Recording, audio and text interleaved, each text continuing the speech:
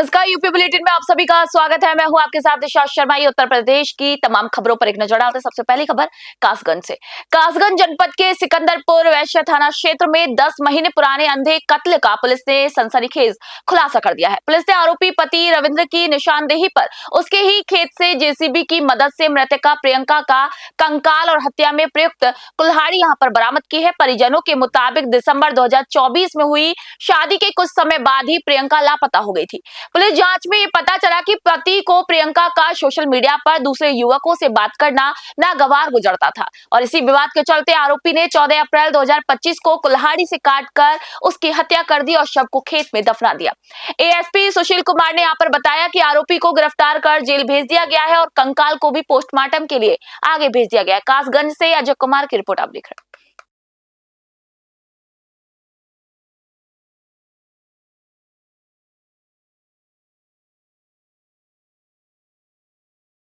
मैंने अपनी बहन की शादी ग्राम गंगपुर, थाना सिकंदरपुर वेस्ट, जिला जनपद कासगंज में की थी सर। 14/12/2024 में सर। शादी के 2-1 बार घर पे भी आई थी बहन हमारी, उसका पति लेके आया था और 2-1 बार और घुमा ले गई। लास्ट अप्रैल से इनके घर वालों ने मुझसे ये कह दिया कि जेठ राजेश ने, मेरी बहन का जेठ राजेश है, और घर वालों ने कहा कि लड़की और तुम्हारा बहन भी बाहर कहीं कमाने जा रहे हैं। तो उस मामले में हम लोग जाते आते रहे इनके घर, तो ये लोग कहते रहे कि वो बाहर हैं, जब भी हम जाएंगे तो बात करा देंगे आपकी। आज तक मैं जाता रहा तो उन्होंने कोई बात नहीं कराई उन लोगों ने मेरी किसी से। जब जाना ही हमने किया तो मालूम पड़ा, मैंने एप्लीकेशन लगाई आज पुलिस द्वारा, तो मुझको वहीं ग्राम गंगपुर खेत से लाश मिली है लड़के द्वारा, लड़का पकड़ा गया है। तो लड़का के द्वारा वो खेत से जाँच मिली है लाश। कल 18 फरवरी को श्रीमती सोमवती, मृतका की मां, जो थाना कायमगंज फर्रुखाबाद की रहने वाली है, उनके द्वारा थाना सिकंदरपुर वेस्ट में प्रार्थना पत्र दिया गया, जिसमें उन्होंने बताया कि उन्होंने अपनी बेटी मृतका प्रियंका की शादी 14 दिसंबर 2024 को राविंद्र नामक व्यक्ति से की थी, जो सिकंदरपुर वेस्ट थाना का रहने वाला है। और शादी के बाद से ही उसके ससुराल जन उसके साथ दहेज के लिए प्रताड़ना करते थे। और एक दिन 14 अप्रैल 2025 को मृतका के जेठ राजेश ने सोमवती को फ़ोन किया कि उसकी बेटी और जो दामाद है रविंद्र, ये काम के सिलसिले में किसी दूसरे राज्य में चले गए। फिर कई दिनों तक मृतका अपनी माँ को फ़ोन से बात नहीं होती सोमवती उसको कई महीनों तक अपने रिश्तेदारियों में या यहाँ वहाँ उसकी। बहराइच शासन के निर्देश मुताबिक बहराइच जनपद में आगामी 20 और 21 फरवरी को 2 दिवसीय परिवहन मेले का आयोजन किया जा रहा है। आरटीओ कार्यालय में आयोजित होने वाले इस मेले का मुख्य उद्देश्य एक मुश्त कर समाधान योजना यानी कि ओटीटी के तहत वाहन स्वामियों को बकाया टैक्स जमा करने के लिए प्रोत्साहित करना है। मेला प्रतिदिन सुबह 10 बजे से दोपहर 3 बजे तक चलेगा, जिसमें 2 पहिया 3 पहिया से लेकर के 7.5 टन के मालवाहक और यात्री वाहनों के स्वामी अपना बकाया कर जमा कर सकेंगे। वहीं आरटीओ ओपी सिंह और पीटीओ अवध राज गुप्ता ने यहाँ पर जनपदवासियों से अपील की है कि वे इस अवसर का लाभ उठाकर समय पर टैक्स जमा करें, ताकि भविष्य में होने वाली कानूनी कार्रवाइयों से यहाँ पर बचा जा सके। प्रशासन ने मेले के सफल आयोजन के लिए भी सभी तैयारियां यहाँ पर पूरी कर ली है। बहराइच से राहुल वर्मा की रिपोर्ट आप देख रहे हैं।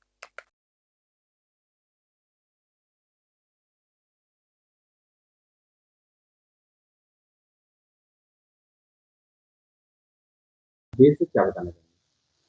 शासन द्वारा 20 और 21 फरवरी को परिवहन मेले का आयोजन किया जाएगा, जिसमें एक मुश्त कर योजना के तहत 7.5 टन माल वाहन या 7.5 टन यात्री कर वाहन दोनों में ओटीटी वन टाइम टैक्स जमा कराने का निर्देश दिया गया है। उसमें 2 पहिया वाहन, 3 पहिया मोटर कैब, मैक्सी कैब, सनिर्माण, उसका विशेष प्रयोजन यान, माल वाहन, राज्य परिवहन उपक्रम के जो स्वामित्व अधीन के अंतर्गत आता है। ये आगे भी जा रही है। 20-21 का ही वही प्रथम।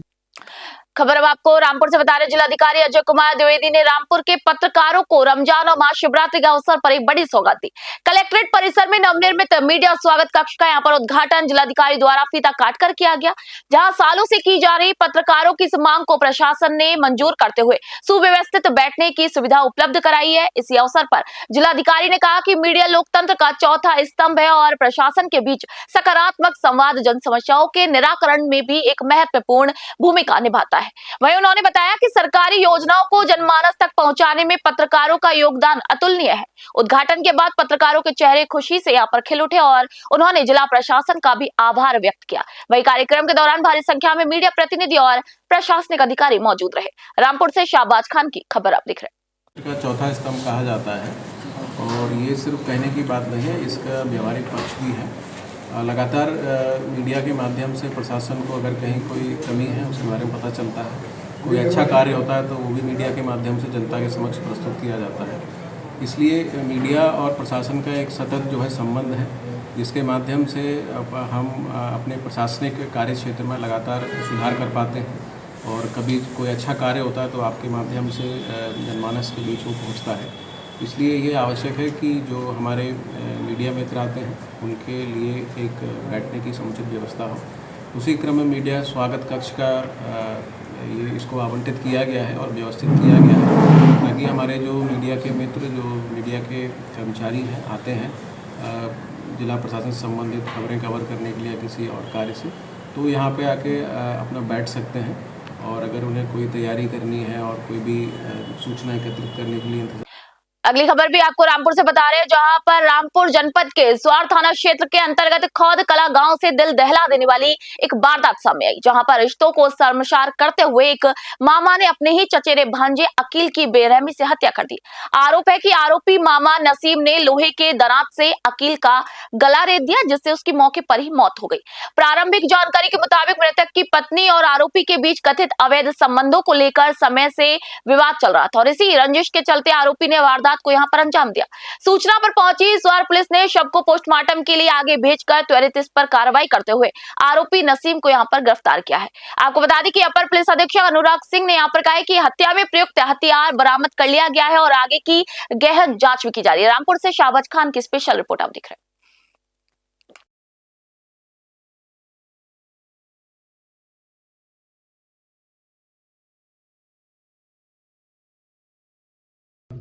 बीती रात देर रात एक सूचना प्राप्त हुई, ग्राम खोद कला है, थाना स्वार अंतर्गत। वहां एक युवक अकील के गला काटने से मृत्यु की बात सामने आई। शव को कब्जे में लिया गया और उसके परिजनों द्वारा जब जानकारी प्राप्त की गई तो मृतक के मामा द्वारा ही उसका गला रेत की हत्या की गई थी। उसको अभियुक्त को गिरफ्तार कर लिया गया और उसके पास से हत्या में प्रयुक्त हथियार भी बरामद कर लिया गया। वजह क्या रही हत्या की? वजह अभी कुछ प्राथमिक स्थिति में अभी पता नहीं चल के आई, जो विवेचना में स्थितियां स्पष्ट हो जाएंगी। इसकी मुकदमा कितने लोगों के खिलाफ कायम किया गया है? मुकदमा उसी एक अभियुक्त के खिलाफ लिखा गया जिसने उसकी हत्या की। उसको गिरफ्तार कर लिया? हाँ, गिरफ्तार है।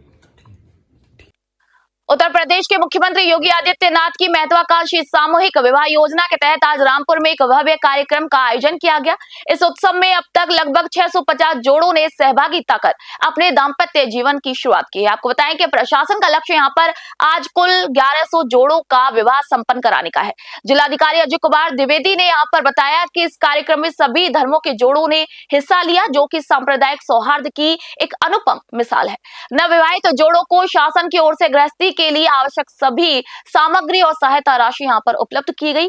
वहीं कार्यक्रम में भाजपा पदाधिकारियों विधायकों ने भी शिरकत कर नव दंपतियों को अपना अपना आशीर्वाद दिया। जिलाधिकारी ने यहां पर उम्मीद जताई कि शाम तक लक्ष्य के मुताबिक सभी 1100 जोड़ों का विवाह हर्ष उल्लास के साथ यहां पर संपन्न किया जाएगा। रामपुर से शाहबाज खान की रिपोर्ट आप देख रहे हैं।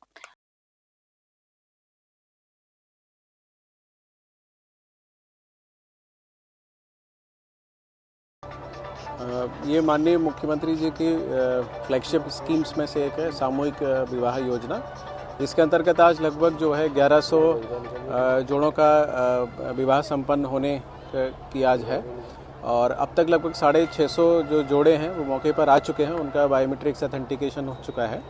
हम उम्मीद करते हैं कि सारे 1100 जोड़े आ जाएंगे और उनका विवाह संपन्न किया जाएगा। इसमें सभी हिंदू, मुस्लिम और सभी समुदाय के लोग इसमें शामिल हैं।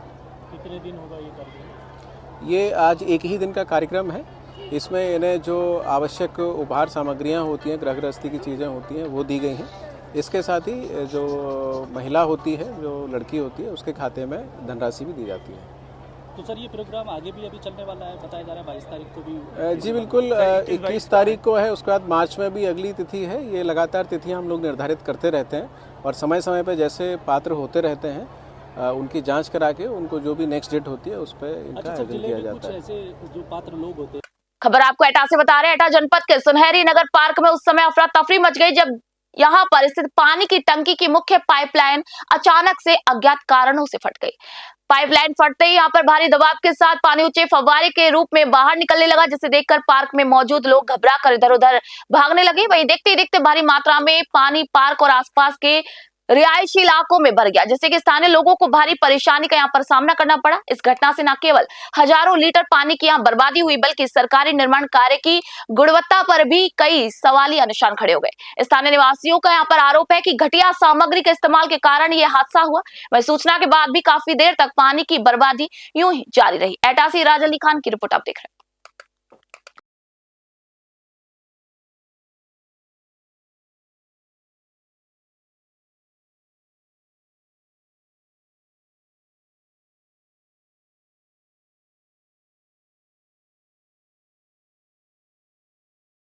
खबर संभल से। संभल में फिल्म यादव जी की लव स्टोरी को लेकर उत्तर प्रदेश के यादव समाज में एक जबरदस्त आक्रोश देखा गया। संभल के बहजोई और धनारी क्षेत्र में समाज के प्रतिनिधियों ने यहाँ पर सड़कों पर उतरकर फिल्म के पोस्टर जला दिए और निर्माताओं के खिलाफ जमकर नारेबाजी की। समाज का आरोप है कि फिल्म में यदुवंश के गौरवशाली इतिहास और बेटियों का चित्रण बेहद ही आपत्तिजनक और भ्रामक तरीके से किया गया। विवाद बढ़ता देख पुलिस ने यहाँ पर त्वरित कार्रवाई करते हुए फिल्म के निर्माता संदीप तोमर, निर्देशक अंकित भड़ाना और मुख्य कलाकारों के खिलाफ यहाँ पर एफआईआर दर्ज की है। वरिष्ठ भाजपा नेता अजित राजू और यादव महासभा के अध्यक्ष राजेश शंकर राजू ने यहाँ पर चेतावनी दी कि यदि 27 फरवरी को फिल्म रिलीज हुई तो सिनेमाघरों के बाहर उग्र आंदोलन होगा। वहीं समाज ने जिला प्रशासन के माध्यम से सेंसर बोर्ड को भी ज्ञापन सौंपकर फिल्म पर तत्काल प्रतिबंध लगाने की यहाँ पर मांग की है। संभल से सोनू वार्षिनी की खबर आप देख रहे हैं।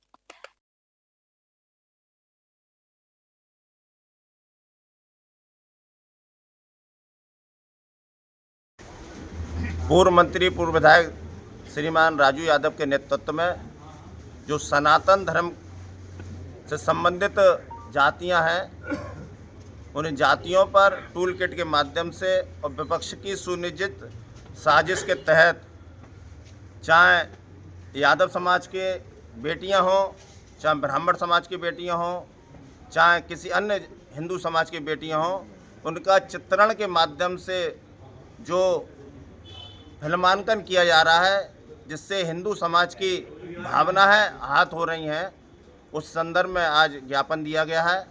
और इन प्रकार की फिल्मों से हिंदू समाज में आक्रोश है और उस आक्रोश आज आपने सड़क पर देखा और ये आक्रोश दिन पर दिन और प्रखर होगा। और आज आपके माध्यम से फिल्म सेंसर बोर्ड से ये मांग की जा रही है कि इस प्रकार के जो यहाँ पर यादवों की जो लव स्टोरी की मूवी बनाई गई है, उस मूवी के संबंध में जिलाधिकारी महोदय को ज्ञापन देने के लिए यहाँ पर आए हुए हैं, जो कि बहुत ही गलत रूप से उसमें जो दिखाया गया है, करैक्टर जो दिखाया गया है, इससे जो हमारे यादव समाज के और हिंदू समाज के लोग हैं उस पर बहुत ही गलत दुष्प्रभाव पड़ रहा है, जो कि ठीक नहीं है। इसी के संबंध में हम लोग यहाँ पर आए। क्या क्या मांग है आपकी आज?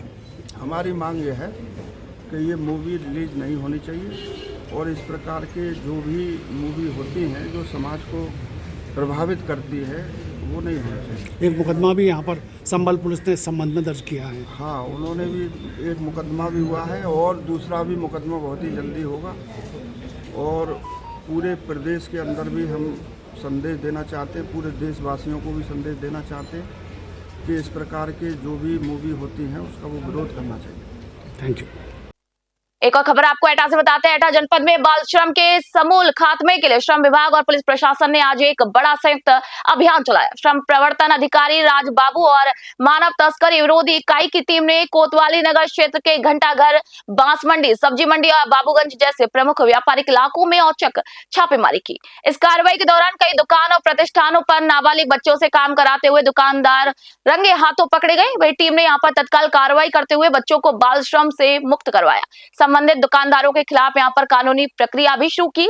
वहीं बाजारों में हुई इस अचानक छापेमारी से व्यापारियों में हड़कंप मच गया। अधिकारियों का यहां पर स्पष्ट संदेश था कि मासूमों के भविष्य से खिलवाड़ करने वाले किसी भी व्यक्ति को बख्शा नहीं जाएगा। एटा से राज अली खान की रिपोर्ट आप देख रहे हैं।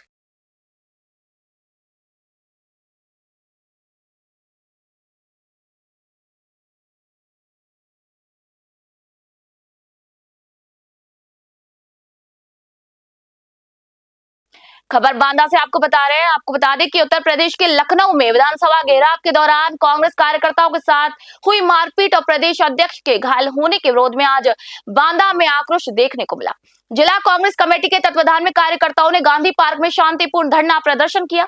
वही कार्यक्रम की शुरुआत गांधी जी की प्रतिमा पर माल्य अर्पण कर यहां पर की गई। जिला अध्यक्ष राजेश दीक्षित ने यहां पर कहा कि प्रदेश अध्यक्ष की अगुवाई में जब कांग्रेसी शांतिपूर्ण तरीके से अपनी मांगों को लेकर विधानसभा जा रहे थे, तब उन पर बर्बरतापूर्ण हमला किया गया। इस लाठीचार्ज में प्रदेश अध्यक्ष सहित कई कार्यकर्ता गंभीर रूप से यहां पर घायल हुए। वही कांग्रेसियों ने यहां पर सरकार विरोधी नारेबाजी करते हुए इस कृत्य की यहां पर निंदा की और चेतावनी दी कि दमनकारी नीतियों के खिलाफ उनका संघर्ष यूं ही जारी रहेगा। बांदा से रबाब खान की खबर आप देख रहे हैं।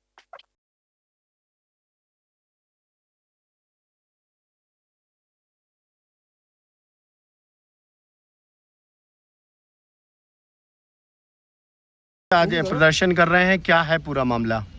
देखिए, आपको मालूम है कि विगत 17 तारीख को जी हमारे उत्तर प्रदेश कांग्रेस के सम्मानित अध्यक्ष अजय राय जी, पूर्व मंत्री के द्वारा आह्वान हुआ था कि मनरेगा को लेकर के वह शंकराचार्य जी को जो अपशब्द कहे गए हैं और तमाम जन समस्याओं को लेकर के विधानसभा घेराव होना था।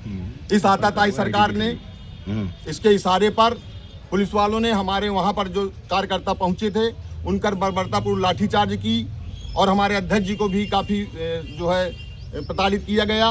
उनको राजभवन तक नहीं जाने दिया गया और तमाम हमारे नेता जो लोग अपने जिले से लखनऊ के लिए कूच कर रहे थे उनको हाउस अरेस्ट कर लिया गया, किसी को रास्ते पर रोक लिया गया। मतलब इस प्रकार से इस सरकार के इशारे पर पुलिस ने बहुत मतलब कठोरतम कार्रवाई की इसके विरोध में और हमारे जो नेताओं को मारा गया, पीटा गया, लाठीचार्ज गए, उसके विरोध में आज हम लोग गांधीवादी रूप में शांतिपूर्वक हम लोग महात्मा गांधी जी के प्रतिमा के नीचे आज हम लोग शांतिपूर्वक धरना दे रहे हैं। खबर आपको अब मुरादाबाद से बता रहे हैं, जहां पर उत्तर प्रदेश के मुरादाबाद में दोस्ती और मामूली विवाद के चलते एक युवक की बेरहमी से हत्या कर दी गई।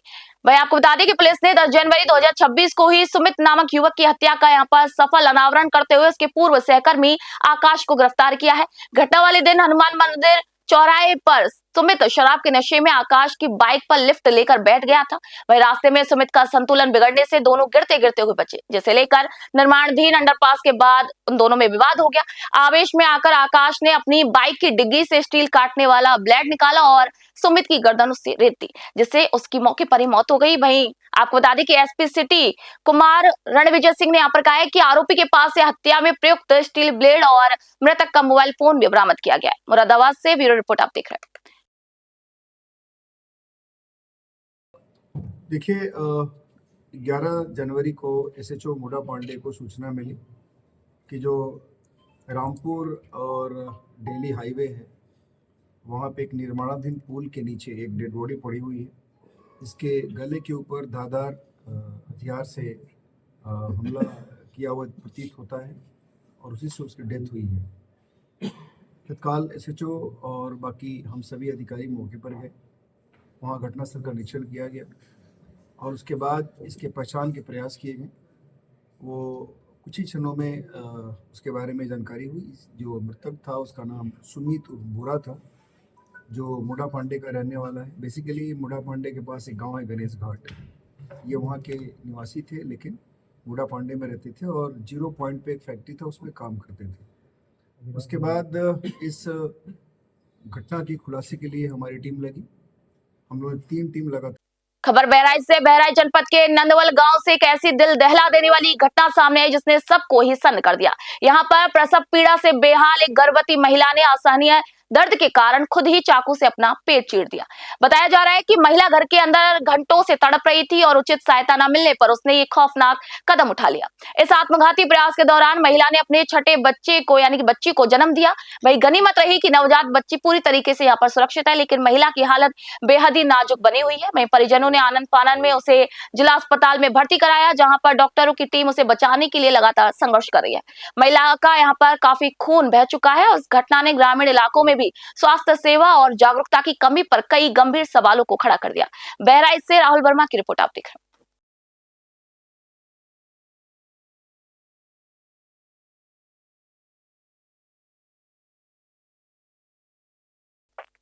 यूपी बुलेटिन में आज इतना ही। देश दुनिया खबरों के लिए देखते रहे न्यूज़ 21। मैं निशा शर्मा फिलहाल आप सभी से इजाजत चाहती हूँ।